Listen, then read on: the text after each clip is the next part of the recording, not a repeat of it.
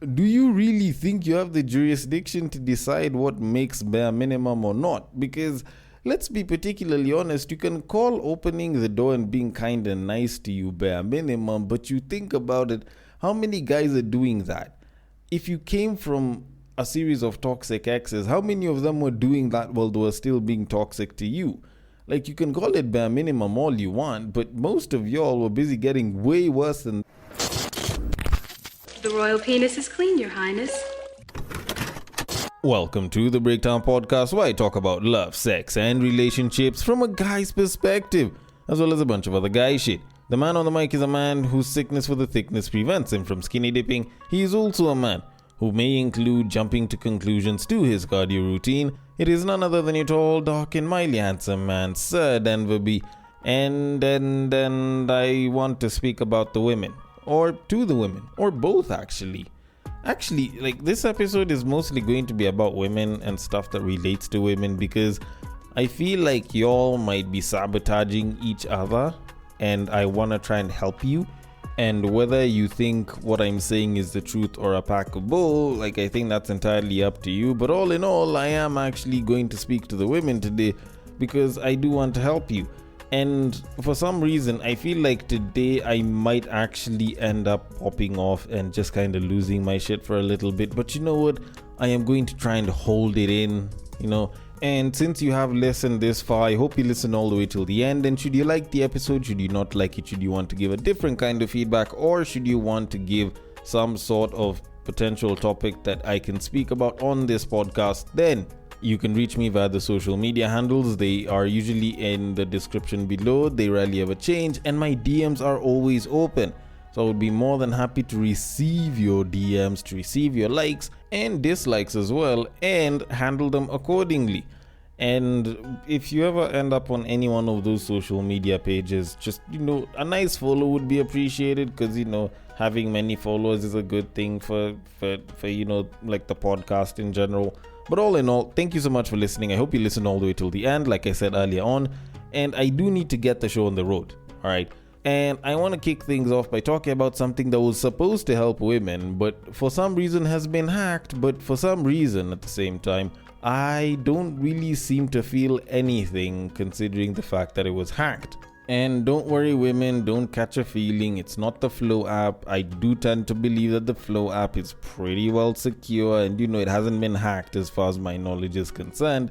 The app in question is actually an app that recently rose to prominence on the App Store by being the number one app on the App Store, and that is the app known as T. And now, the T app just had a major data breach whereby millions of selfies and driver's licenses were leaked by a mysterious hacker. T, the app itself, is a women-only app where nearly 2 million users anonymously share info and expose men. It is currently the number one app on the App Store.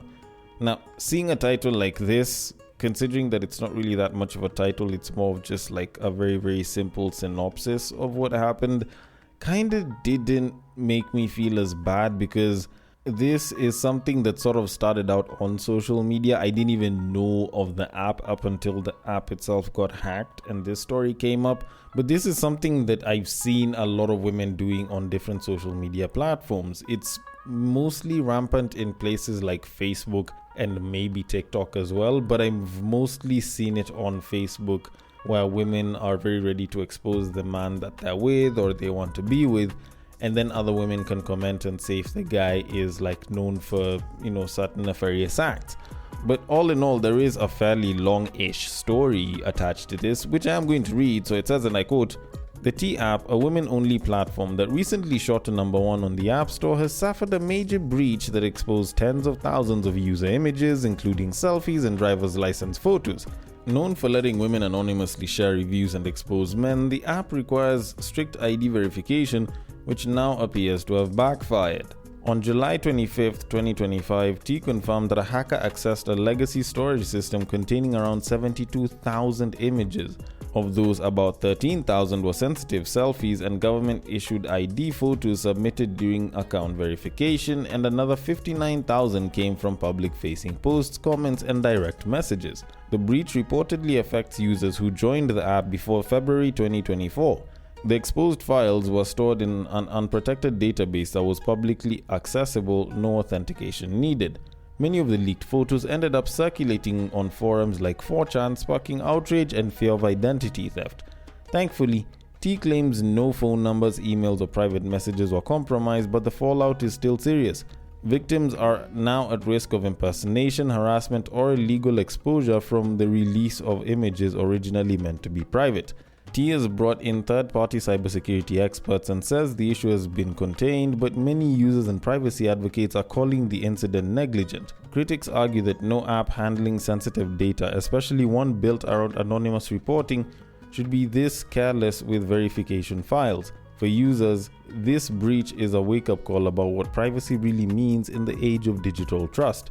Those affected are urged to monitor for suspicious activity and consider contacting the DMV or initiating credit monitoring. Team may have built its brand on safety, but now it's facing a massive trust crisis. End quote. Okay. Now, I actually don't feel shit about this, and it's not for the reason that a lot of women would probably think. It's for reasons that some of y'all might feel I'm probably being a little bit harsh on, but I might as well just let it cook. Because I'm sure there's a bunch of babes that are like, oh, I'm sure you'd be happy you're a man, blah, blah, blah. And the truth of it is, maybe there could be a little bit of that, but the main reason I actually don't feel too much about it is because this is an instance where more or less the same exact shit that they were doing is being done to them, and then now they're complaining about privacy issues. Because you think about it, when you have an app like that where women are basically sharing photos of potential partners or current partners, and the goal is to see if they're going to be exposed for some shit, while I can understand, there's a safety element to it, which of course, that isn't a particularly bad thing.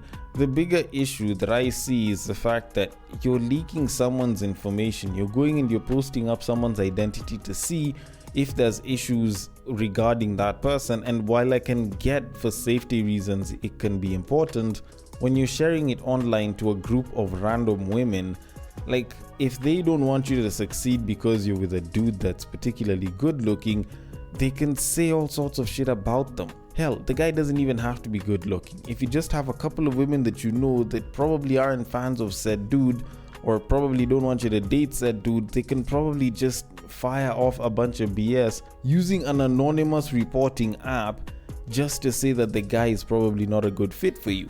Like, you listen to a bunch of women be saying, oh, the guy probably looks like a creep, I wouldn't give him a chance. Like, a couple of women say that to one woman, and that woman isn't giving dude a chance. Because now it's like, oh, the sisterhood is trying to protect me. Yet, in reality, you don't know if some of that sisterhood is trying to bag dude. You don't know if some of that sisterhood is trying to hop on dude's dick.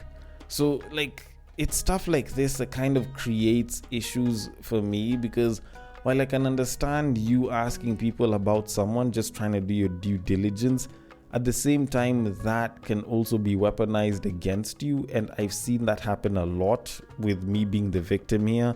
Not because I've gone and I've asked, oh, is this babe good? Is this babe bad? But it's more of babes will go and they'll ask a couple of other babes, oh, so I'm interested in Denver. Is he single? How is he as a guy? And then one woman or a couple of women who claim to know me very well are gonna be like, oh, nah, you shouldn't give him a chance. Denver tends to hoe around a lot. He's usually seen with a lot of these women, and he must be banging a couple of them, especially with the way I see them getting close. I'm sure he's banging a couple of babes.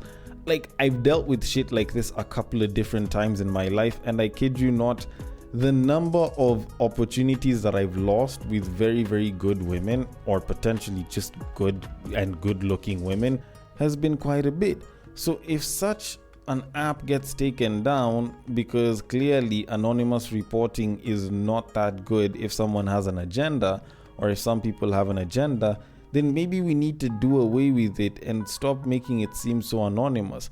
Let people come out and say, I am interested in such and such a person, and open it up to both genders. That way, it's not like you're just going to be having the women busy criticizing other women on guys that they've never dated and they don't entirely know. But then again, maybe that's just me with a bit of bile, and probably if it was the guys in this, maybe the women would have supported us a little bit more. Either way, I'm going to leave it at that and move it on to our main topic of this episode. Now, as a guy that has been doing this podcast mainly solo for the past couple of years, there's a couple of things that are fairly core about what it is that I say and the kind of messaging that I give. One is the fact that I do not endorse infidelity. And one of the other things that I also speak about is how men should treat their partners well. Like, go give it your best, treat your partner as best as you can. And I don't even just say this about the men, in as much as I mainly do speak for and about men. I usually kind of open it up sometimes, and this is one of those instances, and I talk about how treat your partner as best as you can, such that even though the relationship ends and it will suck, the one thing that you'll know is that you gave it your everything the entire time.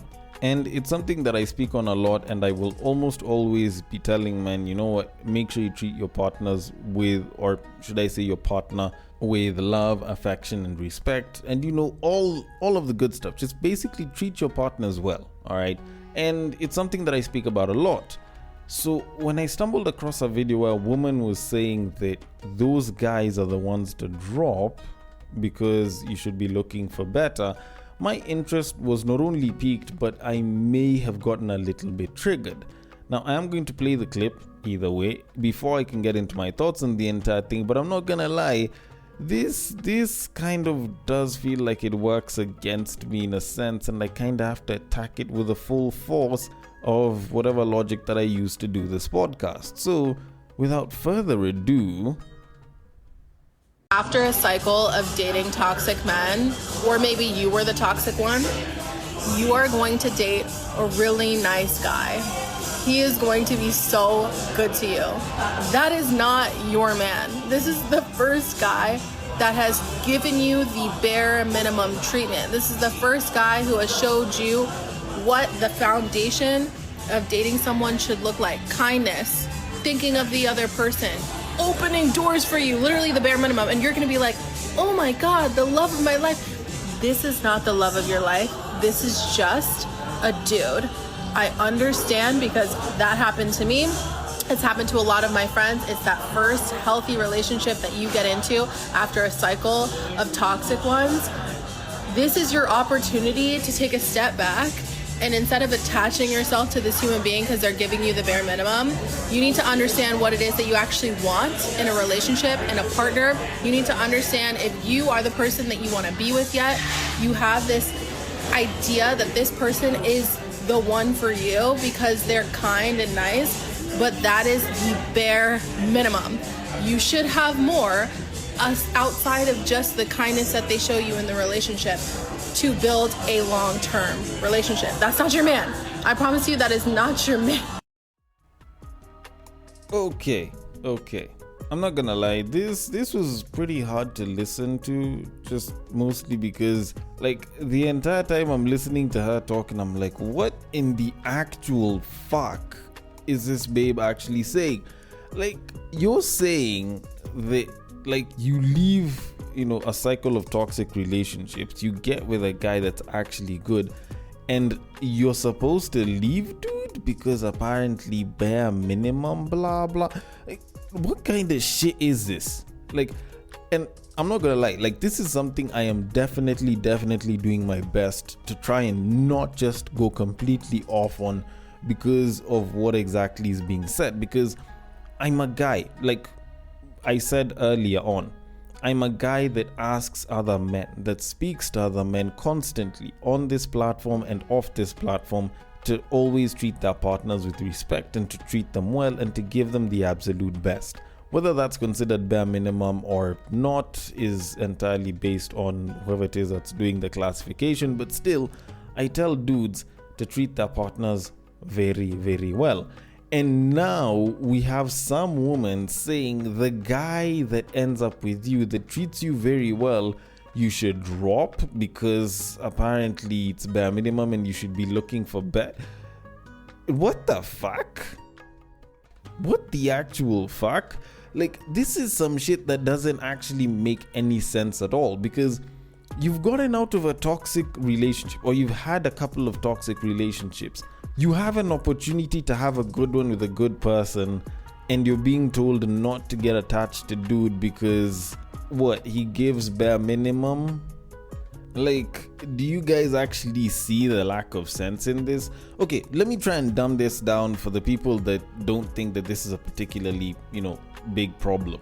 All right, let's assume that you've grown up in a household where you've only been having vegetarian or vegan meals. You've been wanting to have meat, but you've never really had a chance to get it.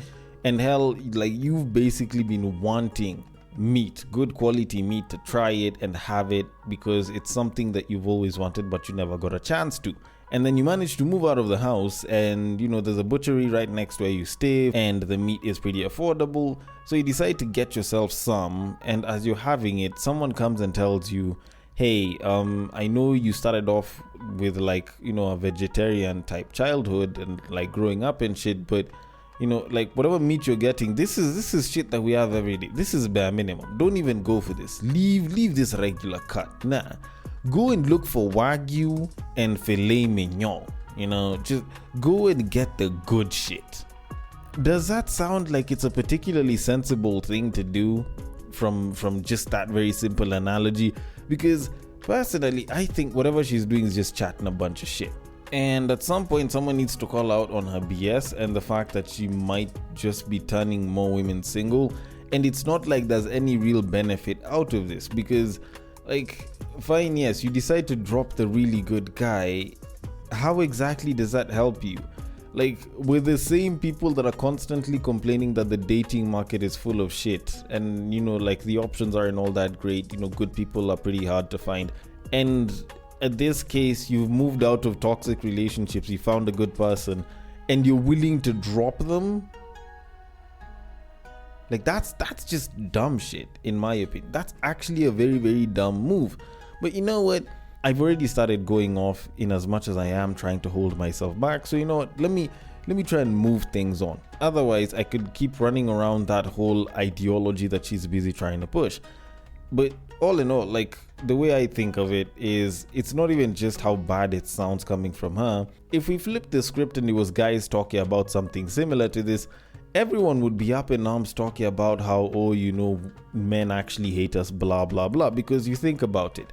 If a guy was to say, you know what, after a breakup with a shorty, if she cheated on you, go and treat your next partner like shit, or go and the next babe that you get, she might treat you well, but make sure you cheat on her because you can't be getting caught off guard again. You can't be going through that shit. You can't be the simp all the time.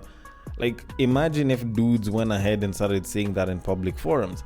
It would legit seem like just absolutely shitty behavior, and the first thing that everyone would be saying, if not most people, is, bro, you need to go and heal. Most guys, after a bad breakup, after a toxic relationship where their partner was the toxic one, most guys will be told, you know what, welcome to the gym, I'll see you on Monday. Most guys will be told that now that they've gotten out of that relationship, this is the opportunity to kind of just cocoon themselves and put all of the effort into the grind so that they can grow, so that whatever babe they find next, will want to be with them and will feel like it'll be such a bad idea to leave them or some shit like that. Other dudes will say that you should go and hoe around. Personally, I would be you know what, just take some time off and heal. All right, that's what I'd say. I'm sure there's other guys that would probably tell a dude the same thing. But all in all, we do not get to the point where we're actively telling a dude to go and break women's hearts. And even though there's guys that could do that, or at least there's guys that could say that, it's not like they're voicing it that loudly in front of everyone. But women are doing this, or at least there's an instance I'm referring to right now where a woman is doing it and she's being cheered on. That shit is just, it's actually a very, very bad thing. Because you really think that leaving a good man is actually going to be better for you. When you actually think about it, imagine if you're a babe, if you aren't a woman, and if you are, there isn't really much imagining, you have the requisite parts and shit. But imagine you getting out of a series of toxic relationships. You've been wanting something good in your life. You want a good person. And then you end up with a good guy. And then you're being told that you should leave them because there's better out there. Do you really think that that'll be better for you though? Because Like, we can talk about a guy being good, but not good for you. And I can get that. That one does make sense to a degree. But saying like you should just drop dude and look for better, or you shouldn't attach yourself, you shouldn't settle with this person, you should be looking for better, and yet we're already having a problem trying to find good in the first place, like that's an issue. And then coming back and you're like, oh, you know, these men, oh, you'll usually end up with a guy and he's really nice and he's sweet and he opens doors for you, but that's bare minimum. And I'm like, if you're calling this bare minimum, then what the fuck is absolute best? Like, for me as a guy, when I'm trying to bag a babe, like, of course there is something like bare minimum, and I'm sure women have the same thing, but considering the kind of ex that you ended up with, like, do you really think you have the jurisdiction to decide what makes bare minimum or not? Because let's be particularly honest, you can call opening the door and being kind and nice to you bare minimum, but you think about it, how many guys are doing that? If you came from a series of toxic exes, how many of them were doing that while they were still being toxic to you? Like, you can call it bare minimum all you want, but most of y'all were busy getting way worse than that shit, and you guys just like throwing around bare minimum because you think that'll be the standard that'll get you better. Yet in reality, you guys don't even have a unified idea of what bare minimum is. Y'all are just busy trying to throw a bunch of shit in one place or another, trying to assume that your idea and another babe's idea are going to be the same fucking idea. And yet that's not the case. Whatever it is that this woman is referring to as bare minimum might seem like it's bare minimum, but how many guys are still doing that these days? How many good men are there? The bare minimum should be just dropped because you should be able to get better. Like, what is this bare minimum that is supposedly so bare that you can only find it in a good man and you should drop it and find a better one? And if it's so low, why weren't you getting it from your exes well enough that you were like, you know what, let me stick in that relationship? Like, that's the question that I'd probably ask. Y'all are busy talking about bare minimum, but you weren't getting it from your toxic exes. So why the fuck are you imposing that shit on me? Or should I say onto other good men out here that are just trying to be good people and good partners to their actual partner? Like, why would you do that? And the interesting part about it is, this is the same person. I didn't even say the name of the influencer. Apparently her name is Sarah Guerrera or some shit like that. And this is a woman who basically dropped everything, or so she says, and basically moved to Bali to go and live there. And you have a bunch of women that are probably going to listen to whatever it is that she's saying, and they're like, you know what, this is something that I think I can implement in my life. Like, how many of y'all have the guts to pull off whatever it is that she did? And who the hell said that what she did was a good thing? Like, yes, you can drop everything and move, but who the hell says that that's going to be what gives you happiness? Like, the relationships that you have are what are gonna give you happiness.